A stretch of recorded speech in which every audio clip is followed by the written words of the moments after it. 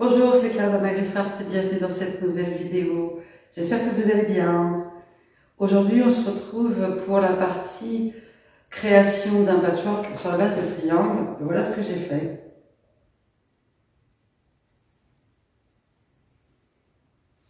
Il n'est pas complètement fini, vous verrez en fin de vidéo ce que j'ai l'intention d'en faire. Évidemment, j'ai utilisé que des fils de tissu, donc on peut avoir des résultats très différents en fonction des couleurs que l'on va utiliser. Je trouve que celui-là va plutôt bien dans le thème de la bohème, donc je pense que je vais le garder comme ça, pour aller dans la bohème peut-être. Si ce tutoriel vous plaît, pensez à mettre un petit pouce j'aime, pensez à vous abonner si ce n'est pas encore fait, à poster vos messages dans les commentaires, et place au tutoriel. Alors, pour réaliser cet ouvrage, je suis partie d'un modèle dont vous trouvez le lien dans la description. C'est en anglais, mais de toute façon, vous avez l'explication dans la vidéo. Il y a une erreur. Il y a une erreur dans le patron. Il me reste un triangle blanc en trop parce que ici, elle a fait une erreur sur son schéma, elle a mis un triangle blanc, alors que c'est un triangle couleur sur son schéma. Donc en fait, j'ai bien le bon nombre, 36 triangles de couleur. Par contre, j'ai un triangle blanc en trop. Donc on a besoin d'un triangle en moins. Donc voilà la disposition. Donc on a ces deux rangs-là qui sont identiques, ces deux rangs-là qui sont identiques, ces deux rangs-là qui sont identiques, mais opposés forcément. Donc 3 blancs, 2, 4, 6, 7 couleurs, 3 blancs, pareil, 3 blancs, 7 couleurs, 3 blancs, 2 blancs, 2 couleurs, 5 blancs, 2 couleurs, 2 blancs, pareil là, oui pareil là, 2 blancs, 2 couleurs, 5 blancs, 2 couleurs, 2 blancs, et là pour le centre, on a 1 blanc, 2 couleurs, 2 blancs, 3 couleurs, 2 blancs, 2 couleurs, 1 blanc. Et ça nous fait cette forme-là qui peut être très sympa pour une housse de coussin. Ça peut être aussi un motif qui se répète pour faire un plus grand patchwork. Et je vous montrerai à la fin de la vidéo. Elle a un deuxième modèle plus grand que je trouve très très joli aussi. Après, la couture des triangles, elle a rien de compliqué. Simplement, elle demande à ce qu'on procède en ordre. On va passer à la machine à coudre. Ça fait longtemps que je n'ai pas fait un tutoriel avec ma machine à coudre. Et on va faire un petit peu de couture à la machine. Bien sûr, ça peut se réaliser à la main, si on préfère. Pour le coup, là, je vais le faire à la machine. Pour la couture, on va procéder rang par rang. On pourrait imaginer faire en diagonale. Peu importe. Donc, on va commencer par ce rang-là, faire les rangs et ensuite les assembler. Donc, je vais prendre les deux premiers triangles. Il faut les coudre dans ce sens-là. Je vais donc les aligner. Les deux premiers, il n'y a vraiment aucun souci. Et venir coudre là, je vais venir coudre à 1/4 inch. Si vous prenez un demi-centimètre ou 1 centimètre, peu importe, du moment où vous êtes toujours pareil. Comme je suis en inch, j'ai mon pied en inch. Je vais venir faire la couture là. Alors, il y a juste une petite astuce pour les triangles. Comme on va coudre en partant de la pointe, très souvent, enfin en tout cas moi ça m'arrive souvent, quand je commence à coudre, eh bien les bords se mettent mal. Donc, je prends généralement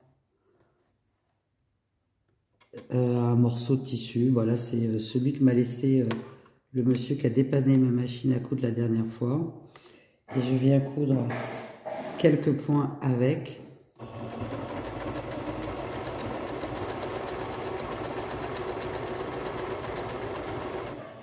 C'est un petit peu casse-pied, mais en faisant comme ça, on évite d'avoir des bords qui rebiquent. Donc, deux premiers triangles sont cousus ensemble. Le troisième triangle doit venir comme ça pour faire droit. Donc, on va venir l'aligner. On ne se préoccupe pas. Il y a forcément des petits endroits qui dépassent, mais on ne s'en préoccupe pas. Donc on va venir aligner là, en bas. Là, pour celui-là, je ne vais pas avoir de problème, normalement, de pointe qui rebique. Là, ça constitue bien une belle forme. Donc là, ça fait bien 1, 2, 3. Je suis bien aligné parfaitement. Je prends le triangle suivant, qui doit venir comme ça, que je viens de coudre là. Et là, je vais partir de la pointe. Et parce que je vais partir de la pointe, je vais à nouveau utiliser, faire quelques points avec ça.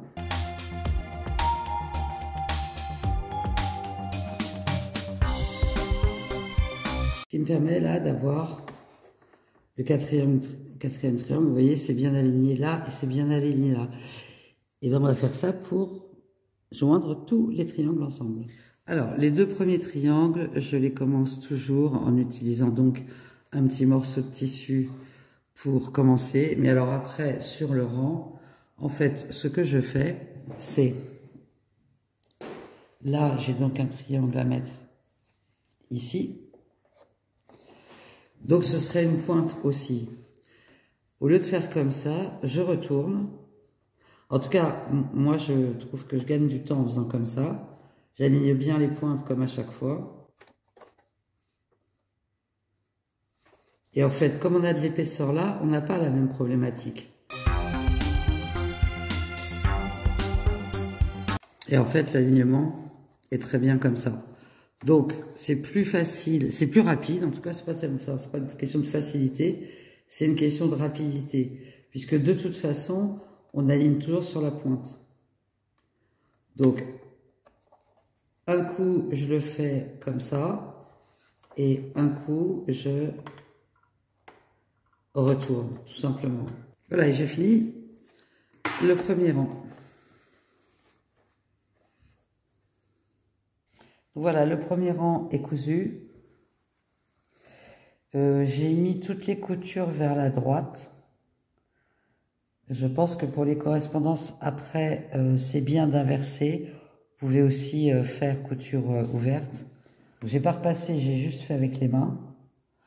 Maintenant, je vais faire le deuxième rang exactement de la même façon. Par contre, je mettrai les coutures sur la gauche et je vais inverser à chaque fois. Ok? Donc, je vous retrouve quand j'ai fini tous les rangs. J'allais oublier une autre chose qui est super importante. C'est, je vais vous montrer, c'est de bien accompagner jusqu'au bout. Surtout pour les triangles.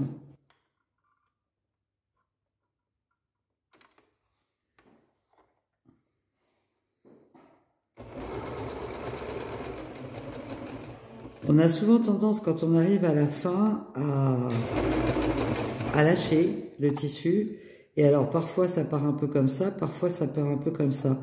Donc là, pour qu'on ait bien des bonnes pointes de triangle, peut-être que ma main gêne au niveau de la caméra, mais en fait, j'accompagne vraiment jusqu'au bout. Et je vais pas trop vite, de façon à bien rester jusqu'au bout à un quart de inch. Sinon, eh bien, on va pas avoir des jolies pointes et on va être embêté. Ok, ça c'est un autre petit truc. Bon, allez, je continue.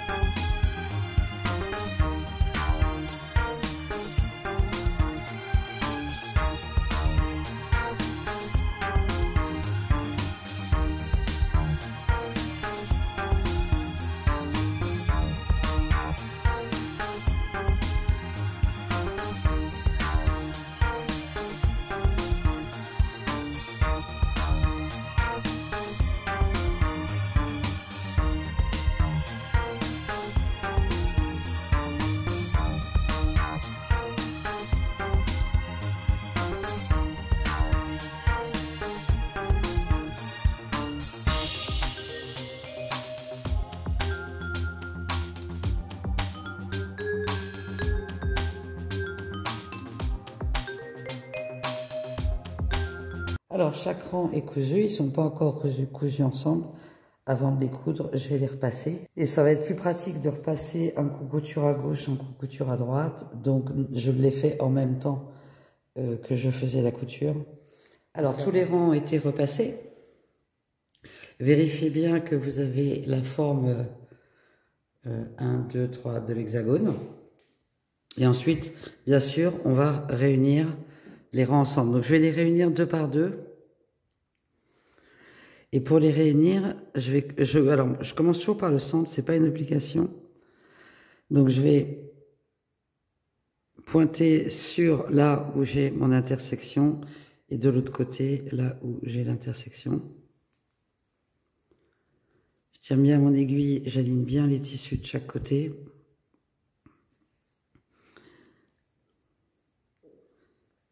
Et je positionne l'aiguille. Et je vais faire comme ça toutes les intersections. Alors, ce n'est pas une obligation. J'essaie de faire comme ça pour mieux les coudre ensemble.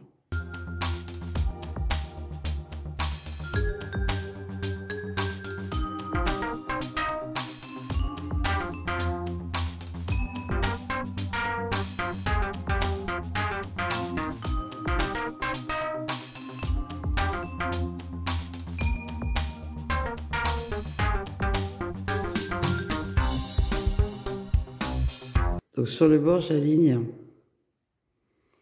les coutures.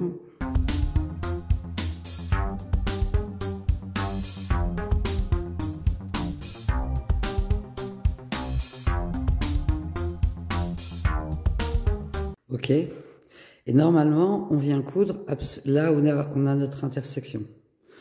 Donc je devrais avoir la même marge de couture partout. Hein. C'est pas tout à fait le cas. Si c'est pas complètement le cas comme pour moi, dans ces cas-là, je trace le trait, je trace entre les deux pour être sûr de bien coudre. Juste un petit trait. Je vais assembler ces deux-là, assembler les deux autres comme ça. Après, je passe à la machine à coudre. Et je vous montre quand j'ai 3 x 2. Donc les deux rangs du bas sont cousus ensemble, les deux rangs du milieu, les deux rangs du haut. Là, les jonctions sont plutôt bien. Elles sont pas toutes parfaites. Là, elles sont bien. Là, elles sont pas mal. Bon, de toute façon, ça ira bien. Maintenant, je vais, et bien sûr, rejoindre ces deux-là ici et rejoindre ces deux-là ici. Et après, je vais repasser. Je vous montre ça. Ok, tout est cousu ensemble et j'ai repassé. Je trouve que le résultat est plutôt vraiment sympa. Donc, ce qui va rester à faire, bien sûr, ça va être de couper ici de façon à avoir une ligne droite.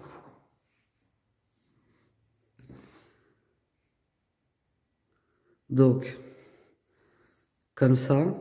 Alors, c'est peut-être pas tout à fait normal que ça soit coupé là. Ah, mais non, et ben voilà le dernier triangle. Je pense que le triangle blanc qu'il me manquait, il doit venir là. Parce qu'avec le triangle là, évidemment que je coupe ici. Alors, ça va être un peu folklore, mais je vais le rajouter là. Hop, okay, je vais partir de la pointe là, et je vais venir le coudre là. Alors, c'est bon, j'ai cousu le triangle qu'il me manquait. Donc, je vais pouvoir découper, alors, en laissant un quart de inch par rapport aux jonctions là. Ma jonction là, elle n'est pas terrible, mais c'est normal, c'est celui que je viens de rajouter. Le reste était pas mal. Donc, je vais me baser là. Là, je laisse un quart de inch.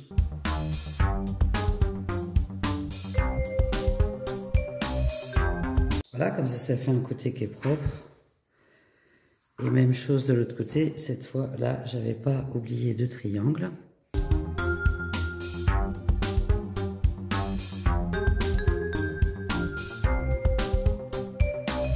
Donc voilà où en est l'ouvrage à ce stade-là. Donc bien sûr, si on veut en faire une housse de coussin, on va avoir besoin l'allonger parce que visiblement ce n'est pas un carré. Alors, là sur moi j'ai qu'une règle en inch. Donc il mesure 16 inches de haut et ça doit être 18 inches et demi de large. Donc je vais rajouter une bande blanche en bas. Alors, on n'est pas obligé d'en faire un carré, mais je vais rajouter une bande blanche en bas de la bonne dimension, une bande blanche en haut, de façon à faire un ouvrage qui soit carré, puisque c'était mon objectif. Alors, pour être exact, il fait, pour moi en tout cas, 18 inches 3/4 sur 16 1/4.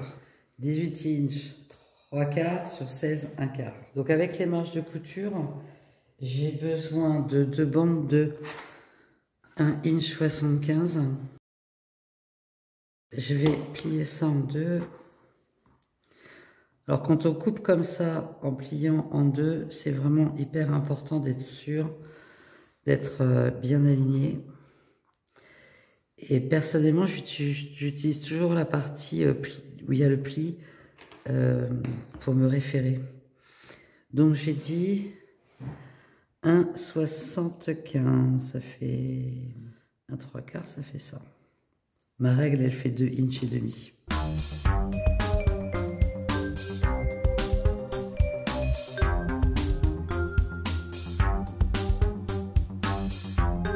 Après, c'est assez simple. Je vais juste venir coudre une bande en haut et bien sûr une bande en bas.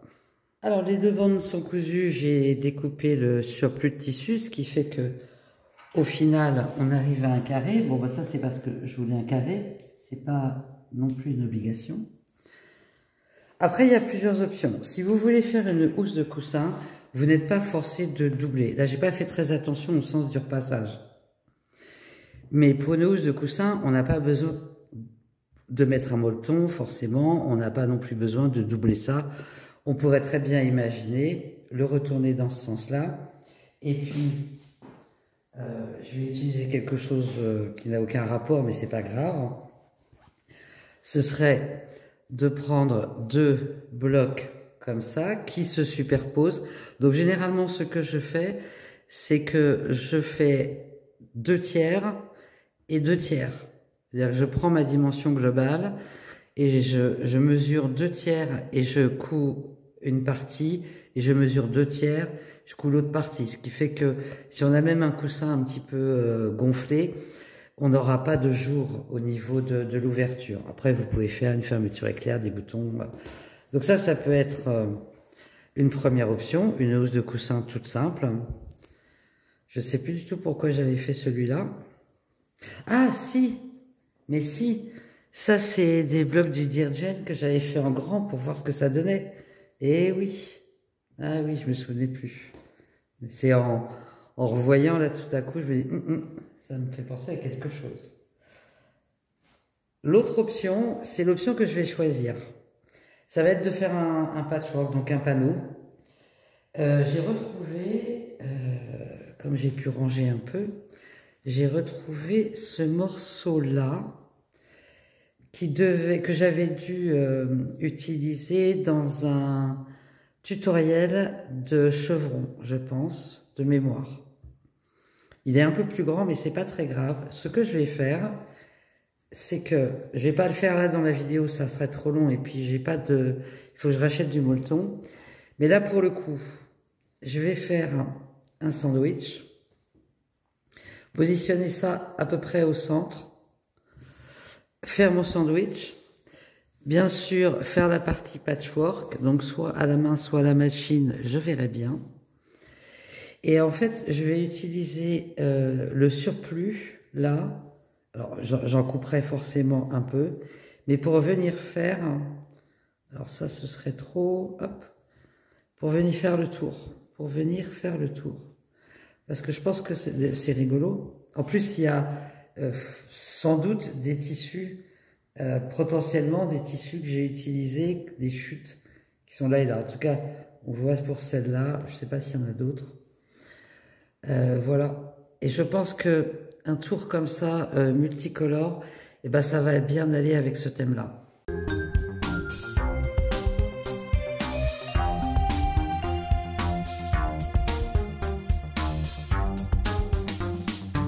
Ouais, bien, j'espère que ce projet vous aura plu. En tout cas, moi, j'aime beaucoup le résultat. J'aime bien l'idée d'en faire un panneau. Ça va peut-être même plutôt être un tapis de table, peut-être, je pense. J'aime bien la dimension. Si vous avez aimé le projet, un petit pouce j'aime, vous abonner, mettre un message dans les commentaires. Évidemment, si vous avez des questions, vous pouvez les poser dans les commentaires aussi, avec plaisir. On se retrouve mardi pour un Dirgen avec le bloc C8. On l'a vu, il n'y a plus de surprise sur celui-là. Et normalement, je ne serai pas toute seule, donc ça va être très sympa. Et on se retrouve vendredi prochain pour un nouveau tutoriel. Et d'ici là, je vous souhaite un excellent week-end. Prenez soin de vous. Bye bye.